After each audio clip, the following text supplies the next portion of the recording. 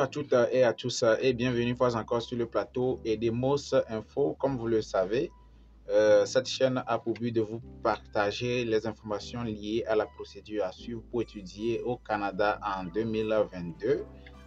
Je t'invite également à s'abonner à la chaîne, à activer la cloche de notification si tu ne l'as pas encore fait, et à partager mes vidéos, à mettre des commentaires, à faire des remarques sans souci, sans embâche. Il n'y a pas un problème à ce niveau. Ok. Aujourd'hui, nous allons débattre des droits de scolarité au Canada. Nous sommes assez nombreux à vouloir continuer nos études supérieures au Canada, mais bon,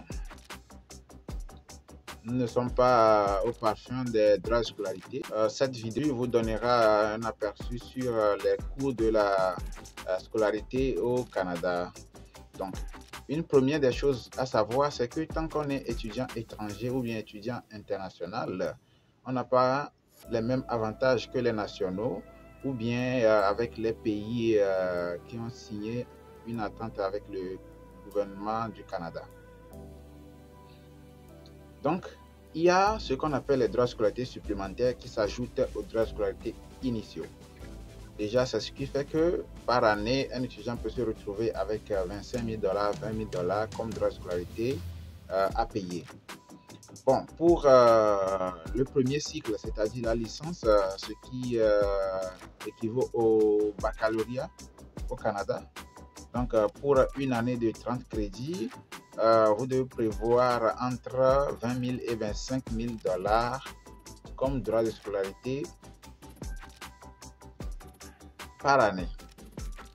Donc, entre 20 000 et 25 000 $ à payer, ce qui revient à entre 10 000 et 12 500 $ par session, c'est-à-dire par trimestre.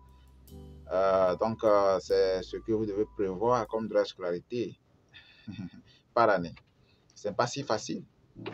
Si nous prenons le deuxième cycle, c'est-à-dire la maîtrise ou le master, pour un étudiant international, il doit prévoir entre 19 000 et 21 000 $ par année, ce qui nous revient à 9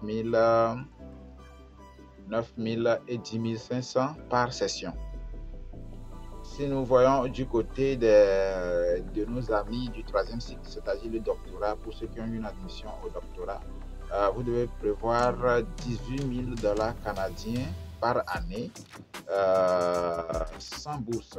Donc, si vous n'avez pas eu une bourse d'exemption, un financement pour la thèse, vous devez prévoir 18 000 $ par année. Mais par contre, il y a ce qu'on appelle les droits de scolarité supplémentaires.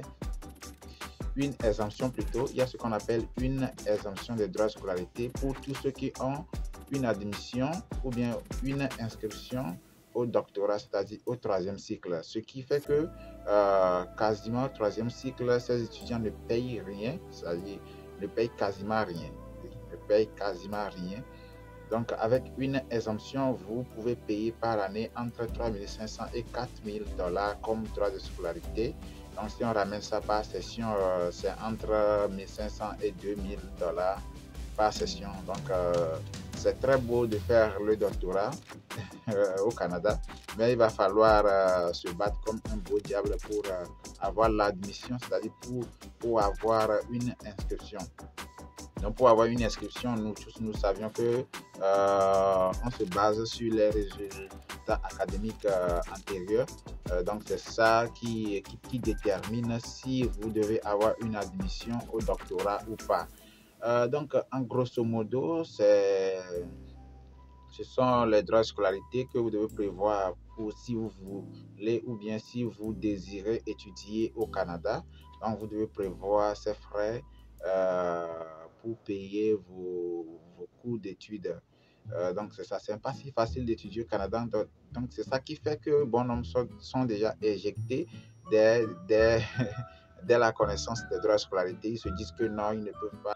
Oui, c'est très normal d'avoir cette appréhension en ce qui concerne les droits de scolarité. Et déjà, pour ceux qui sont se découragent dès qu'ils apprennent que c'est comme ça, les coûts d'études sont très élevés au Canada. C'est normal parce que il y a un proverbe qui dit qu'on ne prend pas un truc là où ça ne peut pas atteindre. Donc, supposons que moi, je suis pygmée, excusez-moi pour le terme, hein, je n'intéresse pas quelqu'un. Supposons que moi, Edem, je suis pygmée, je ne peux pas prendre un truc qui est à 2 mètres du sol. Donc, c'est quasiment impossible. Donc, c'est ça, il va falloir se préparer pour affronter tout ce qui va avec. Donc, si vous voulez avoir une éducation différente des nôtres, il va falloir se préparer en conséquence financièrement pour éviter tout problème. Je vous remercie, je remercie tous ceux qui me suivent et je vous invite également à s'abonner à ma chaîne YouTube, à activer la cloche de notification pour ne rien manquer. C'est ça l'essentiel. C'est ce que vous devez faire pour m'encourager. Je ne vous demande pas de me donner de l'argent, non. Je vous demande simplement et purement de s'abonner à ma chaîne, d'activer la cloche de notification et de partager mes vidéos. C'est ça, de faire des commentaires et également nous accompagnons tous ceux qui désirent étudier au Canada mais ne savent pas comment s'y prendre. Nous les accompagnons dans les différentes démarches, quoi faire, quoi ne pas faire pour avoir un bon dossier, pour avoir une admission, pour avoir son CAQ, pour avoir son permis d'études. Donc un tas de processus à faire. Donc c'est ça, je vous remercie très bien et je vous souhaite une très bonne journée depuis votre position. À la prochaine.